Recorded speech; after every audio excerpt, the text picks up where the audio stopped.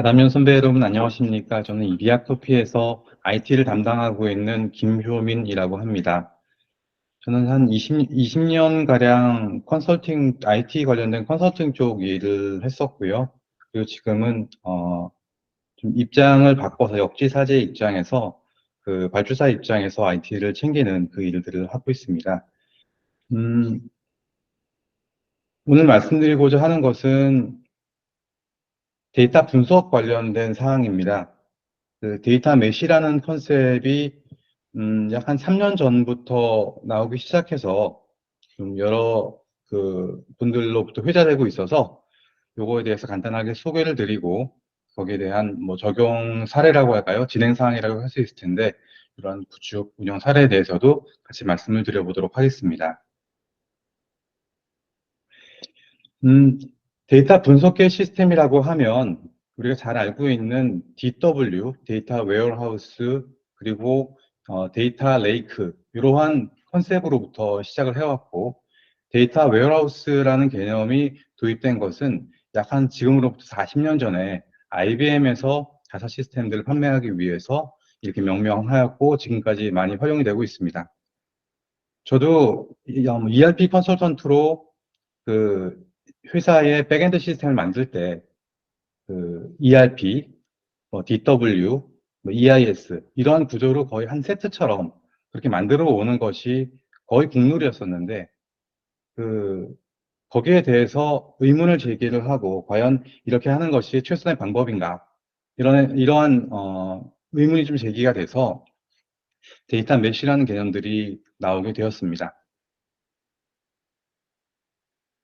그 데이터, 지금까지 이런 DW 혹은 데이터 레이크라고 하는 소위 그 모노리틱 아키텍처, 단일 구조의 데이터 분석기 시스템의 문제점에 대해서 이야기들이 나오고 있습니다. 우리 전산 쪽에서 굉장히 큰 기여를 하고 있는 것이긴 하지만 조금 더 잘 되기 위한 어떤 그런 뭐 질책과 의견이라고 보시면 될 것 같습니다. 첫 번째로는 그 데이터에 대한 오너십입니다. DW나 데이터 레이크에는 그 본부라든가 혹은 부서에 관계없이 한 통에 데이터가 다 모이게 되는 어떤 그런 구조가 됩니다. 그러면은 그 데이터의 오너십이 누가 될 것인가? 여기서 오너십이라고 하는 것은 데이터의 뭐 전처리 이런 품질들이 중요할 텐데 이런 부분들을 누가 책임을 지고 여기에 대해서 관리를 할 것인가에 대한 문제가 될 것이고요. 근데 결과적으로는 아무도 책임을 안 지니까 이 시스템을 담당하는 인프라팀, 소위 IT팀에서 이런 부분 담당하는데 안타깝게도 그 IT팀이 전사의 모든 비즈니스 프로세스를 완벽하게 이해를 하고 이를 그 파악하지는 좀 어렵다고 봅니다. 그래서 그 담당은 인프라 관련된 IT팀에서 하지만 데이터는 잘 몰라서 실상은 데이터에 대한 퀄리티를 충분히 확보하기 어려운 그런 문제가 있습니다. 그리고 이 시스템을 뭐 데이터를 추출한다든가 혹은 비주얼라이즈 하게 되는 어떤 그런 운영 조직에 대해서 각각의 소위 그 비즈니스 도메인에 대해서 서포트를 하는 데 대해서 한계가 있는 것이 사실입니다. 또 하나 기술적으로는 초대형 데이터 점점 더 데이터의 볼륨들이 커지게 되고 복잡성이 높아지는데 이런 부분들을 시스템의 대응하는데 그 이런 모노리틱 아키텍처가 좀 한계가 있다라는 어떤 그런 의견들이 많이 있고요. 이런 부분들에 대해서 많이 개선이 됐고 특히 그 퍼블릭 클라우드 쪽에서 많은 어떤 기술적인 혁신이 있어서 이런 부분에 대해서도 활용하고자 하는 어떤 그런 시도가 있었습니다. 이게 여자분이 한 분 보이는데요.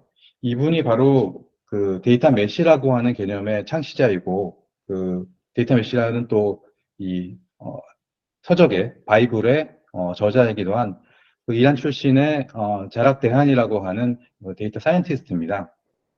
이분이 한 2000년, 2019년경에 이런 논문들을 몇 편 발표를 했고, 그것이 그 업계에서 굉장히 큰 반향을 일으켜서 이미 그 좀 선도적인 업체에서는 데이터 메쉬 컨셉으로 해서 데이터 분석계 시스템, 그리고 그것이 머신러닝 기반으로 해서 다시 선순환 체계로 가는 어떤 그 부분까지 달성한 기업들이 그런 성공 사례들이 종종 보이고 있습니다. 데이터 메쉬를 이야기를 할 때 데이터 메쉬의 4대 원칙이라는 말을 많이 합니다. 사실 제가 요거에 관련된 논문이나 서적을 좀 보면서, 저도 사실 4대 원칙이라고 하는 것에 대해서 좀 납득이 안 되는 부분이 있었는데, 하여튼 먼저 간단히 설명드리고, 저의 뭐 좀 생각의 변화에 대해서도 말씀드려 보겠습니다. 첫 번째 원칙은 도메인 오리엔티드 오너십입니다. 모두에 말씀드린 것처럼 분석계 데이터에 대해서 뭐 IT 담당하는 부서에서 일을 다 챙겨오는 어떤 그런 관례에서 향후에는 그 본부라든가 특정 그 데이터, 그 비즈니스를 담당하고 있는 부서에서 그 데이터에 대한 오너십, 그 데이터를 제공함으로 인해서 발생하는 수혜, 이런 부분들을 다 얻을 수 있는 소위 소유권 내지는 오너십을 가져야 한다라고 하는 것이 첫 번째 원칙입니다. 두 번째는 데이터 as a product입니다. 이 개념이 조금 이해하기 어려웠는데요.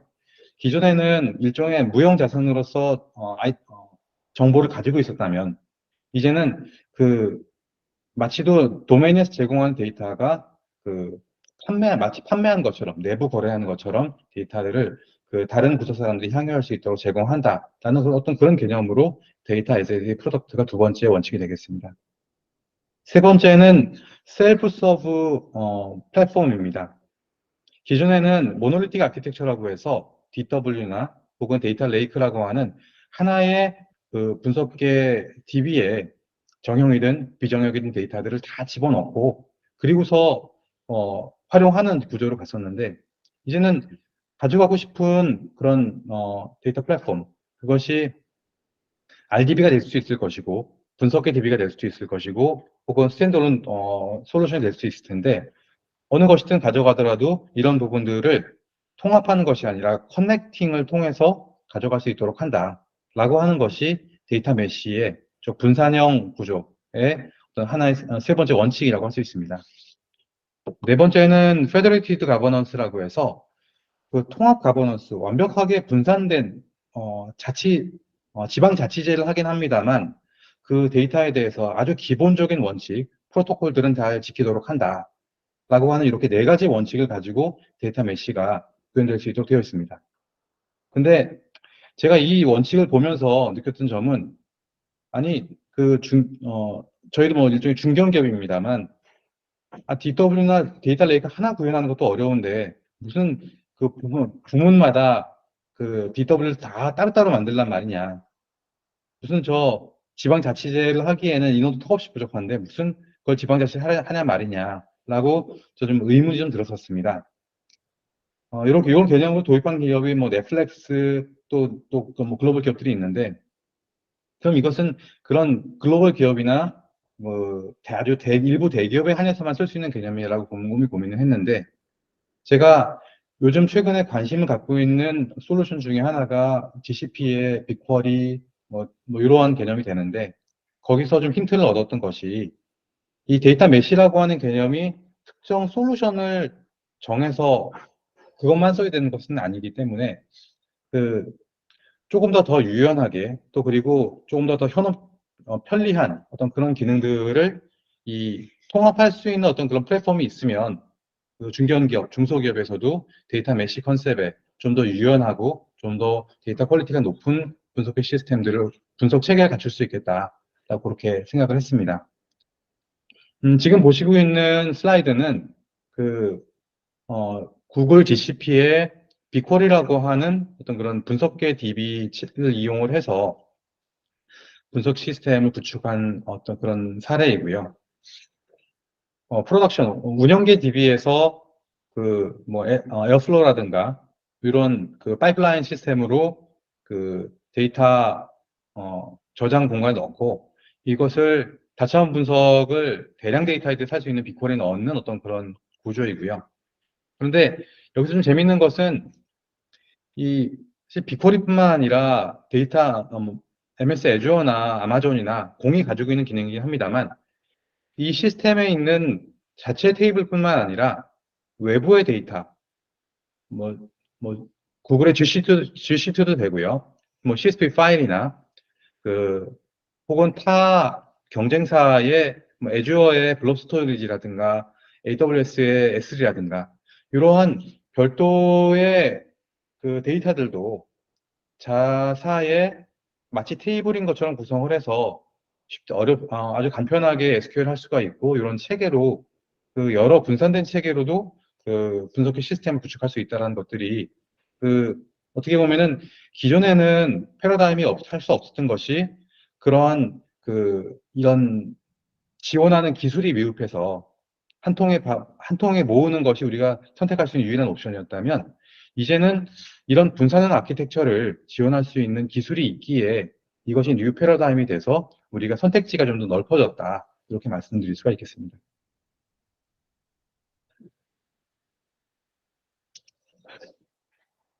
그래서 그런 분석 체계를 꼭 GCP가 될 필요는 없고요. 그리고 그 AWS나 혹은 애주어나 또 다른 스탠더드 솔루션들도 API를 확보할 수 있다는 전제하에서는 그 데이터 메쉬 기반으로 회사 사이즈에 관계없이 이런 부분들을 도입해 볼 수 있겠다. 하고 그렇게 저도 나름의 그 좀 인사이트를 얻었습니다. 마지막으로 한 가지 더 말씀드리고 싶은 것은 향후에 지금도 뭐 이런 얘기들이 많이 나오고 있습니다만 분석계 시스템의 어떤 그런 역할에 대해서 분석계 시스템이 기존에는 데이터를 잘 집계하고 분석을 해서 나름의 인사이트를 얻고 그리고 경영 활동에 그 활용을 하고 하는 거기까지가 이런 분석계 시스템의 역할의 한계였다라고 그렇게 보고 있습니다. 근데 최근 보면 그 이렇게 잘 정리된 양질의 데이터를 확보를 하고 이를 뭐 분석을 할 수 있다라고 하면 이를 머신러닝에 아주 잘 활용할 수 있겠다라고 하는 것들이 역시나 새로운 어떤 그런 IT 이네이블러 그 GCP에서는 텐서플로우와 같은 어떤 그런 기계 학습을 할 수 있는 어떤 그런 체계가 이미 다 하나의 플랫폼에서 다 갖추어져서 그 분석기 시스템을 뭐 데이터 메쉬 내지는 혹은 뭐 다른 방법으로라도 잘 구축할 수 있다라고 하면 이 머신 러닝을 통해서 다시 비즈니스의 선순환에서 가져감으로써 이런 분석기 시스템의 투자에 대한 효과를 극대화할 수 있는 어떤 그런 방안까지 고려를 하면 좋겠다라고 생각을 합니다. 저희 EDI에서도 이미 데이터 메쉬라는 컨셉으로 해서 이 부분들을 도입을 해서 어떻게 보면 진행형이라고 할 수 있고요.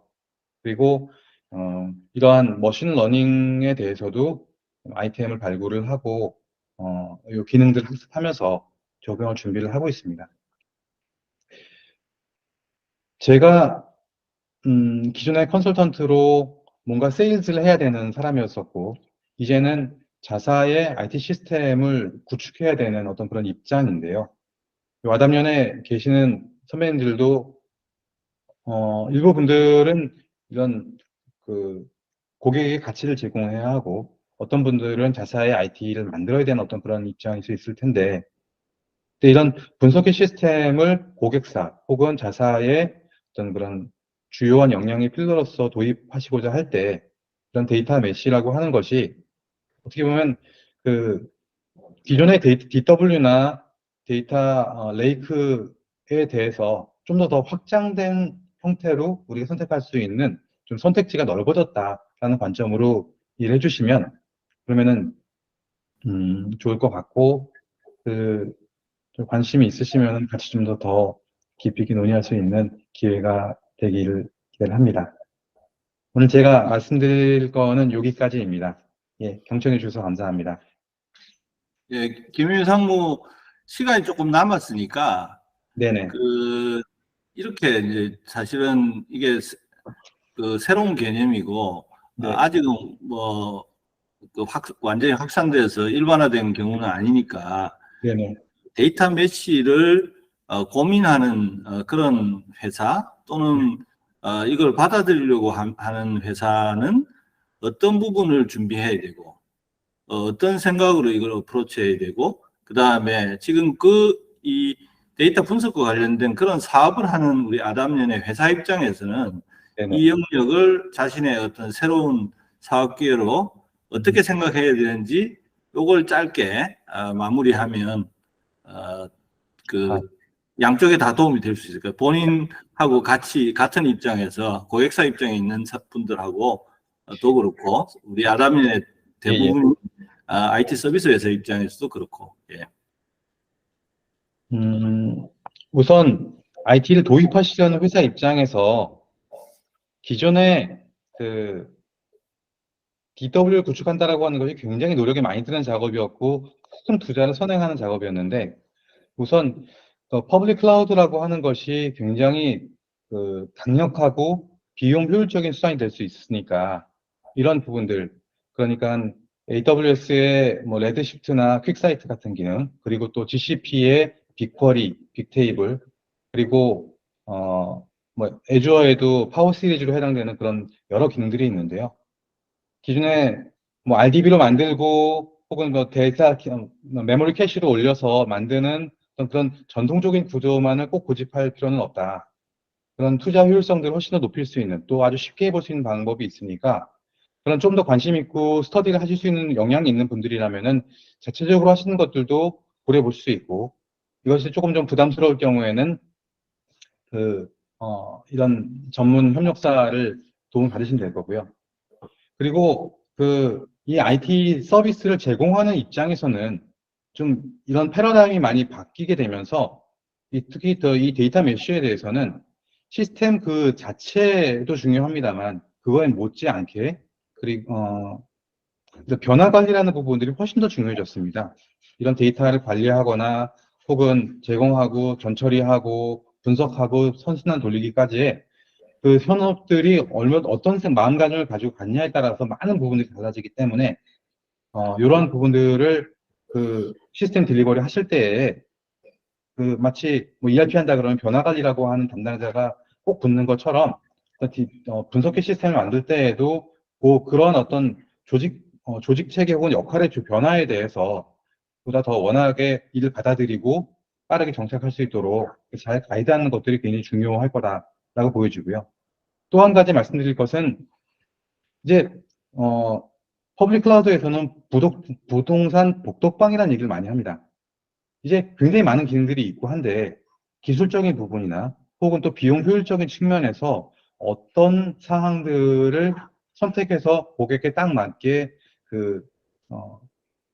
테일러링 할 수 있을 것인가 이런 부분들이 굉장히 중요한 영향이 될 수 있을 것 같아서요. 이런 비즈니스 하시는 분들도 그런 부분들을 고려하시게 되면 굉장히 고객에게 큰 가치를 줄 수 있는 어떤 그런 비즈니스 수단이 될 수 있지 않을까 그렇게 생각을 합니다. 이상입니다. 예. 김용민 상무 감사합니다. 김용민 상무는 이전 컨설팅 회사에 있을 때 그때 우리 김용민 상무한테 우리 컨설턴트들의 디지털 트랜스포메이션, 디지털 전환을 하는데 컨설팅 역량을 어떻게 높일 것인가 커리큘럼을 제가 짜게 해가지고 그런 역할도 하고 이래서 평소 새로운 거에 관심도 많고 연구도 하는데 현업에 가서도 새로운 걸 시도하고 있어서 오늘 굉장히 반갑고 뿌듯하네요.